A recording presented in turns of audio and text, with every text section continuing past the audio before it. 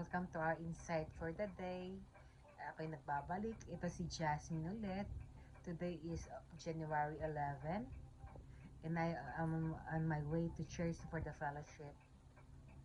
Let me share to you something, mga kapatid. Di ba totoo na napakadaling i-accept when we say na si Jesus Christ is our Lord and Savior. Madaling tanggapin na si Jesus ang ating Panginoon at tagapagligtas.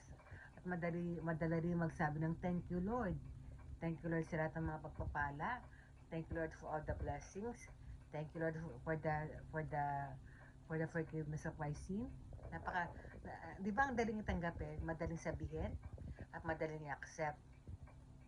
Pero, when the Lord says, take up your cross and follow me, kasi nakalagay yun sa Matthew 16, sabi ni Panginoong Jesus, take up your cross and follow me.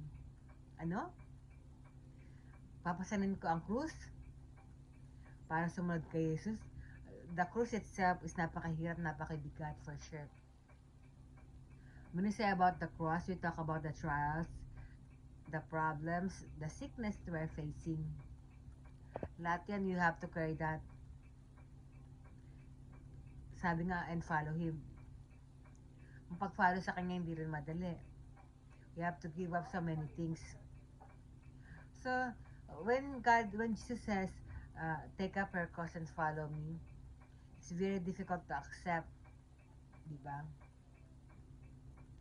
Kasi, when we agree to what Jesus said, to take up our cross and follow Him, when we agree to that, we make Jesus Christ na siya ang leader, siya ang mamumuno, siya ang authority, hindi tayo.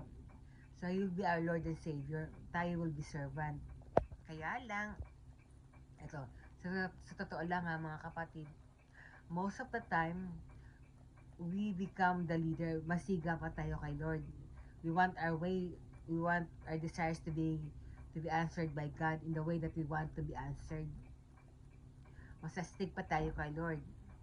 Diba? Yun ang malungkot.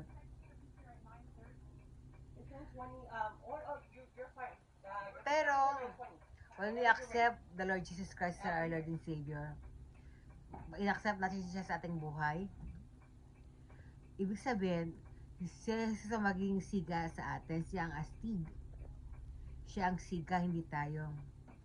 Pag sinabi kong siya ang siga, siya ang masusunod, siya ang boss, hindi tayo. Tayo sumusunod lang.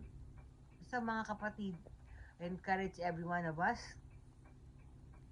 to make the Lord Jesus Christ as our Lord and Savior. Susunod tayo sa kanyang sasabihin. Trust Him because His ways are greater. Siya ang dakila. Siya ang dakila sa ating buhay. Because His plans for us are always good. Okay, mga kapatid, think about it. Until next time, God bless you.